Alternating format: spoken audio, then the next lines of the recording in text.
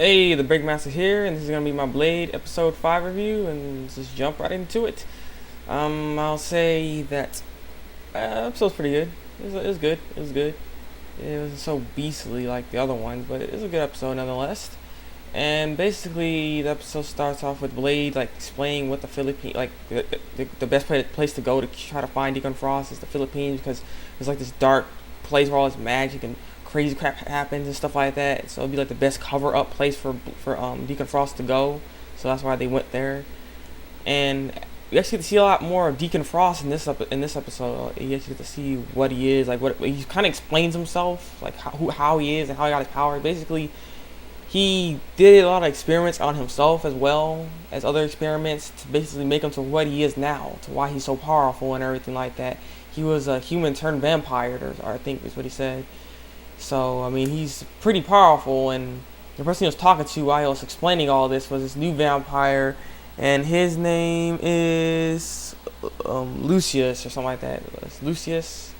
That's how you say it. His name's Lucius, and he's a pure blood vampire, and for some reason, like, he has problems with pure bloods vampires because the pure blood vampires, they always, like, hide themselves and stuff like that, and he wants them to be all out, let the vampires be out and stuff instead of hiding in the dark and whatnot, being like that and everything.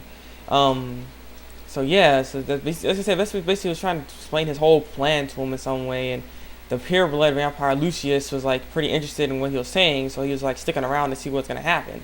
So basically, he Deacon Frost needs Blade's blood to awaken this thing. I'm not sure what he's trying to awaken. He's trying to awaken something, and he needs to hit more of his crazy Blade blood and stuff like that. He didn't have enough, so he ends up confronting Blade in this episode, and it's taking more of his blood, basically knocking him out, then taking more of his blood because he was in a crazy state. So he's hoping that would work because his blood's boiling and whatever, so he can get it to awaken. So he took the blood and left after that. So he beat him pretty fast. He just punched him and it was done. And yeah, so Blade was all getting knocked out, and then yeah. And then also in the part of the episode that they showed is that you get to see these new characters, and the group is called Verdugo. The group's called Verdugo, and they look like a bunch of Indians basically. We get this girl, her name is Lupit, and she has like these blades, like two big blades.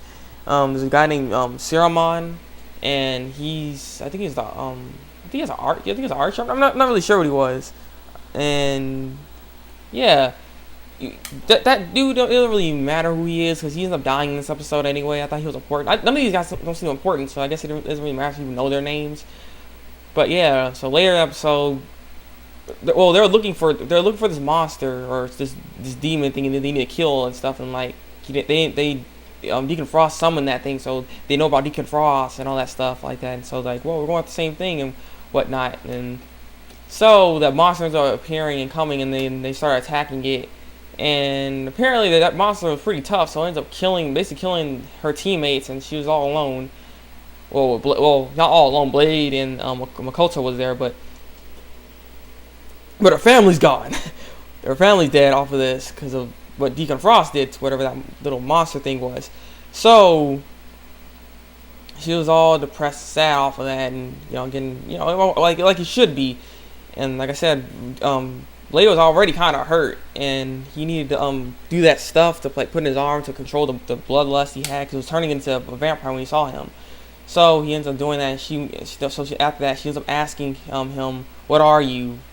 Are you one of those vampires just like them and stuff like that?" And then he ends up explaining like, "I'm a daywalker" and stuff. So she's playing like the daywalker, and yeah, she didn't really want to work with him because he has that kind of blood. But at the same time, they can't beat the vampires without Blade because, of his blood. They need that kind of power is the whole point. So they end up confronting that monster thing again, and they end up actually getting to kill it in some way. And also, her brotherlands and sister or brothers were controlled by that demon, so she ended up having to kill them right there. And she ends up getting stabbed along with her controlled brother. So she's like stabbed in the stomach right here, and she stabs him in the stomach, and then that thing ends up the vampires are exploding, and she's on the ground all hurt. Well, not hurt on the ground yet, but cause then she summoned like this thing. I'm not sure what it was. Like the spirits will attack me, and then she puts this like swords in the ground, and then in this like this big flashy light ends up grabbing a hold of that demon monster thing that they're trying to kill, and then Blade finishes it off with his little blade attack. And yeah, so Blade kind of beats in this episode, but he also failed in this episode because he got defeated in one punch. but yeah, this is basically to kill that monster, and that dude Lucius was watching the whole time. He's like, Blade, you are very interesting.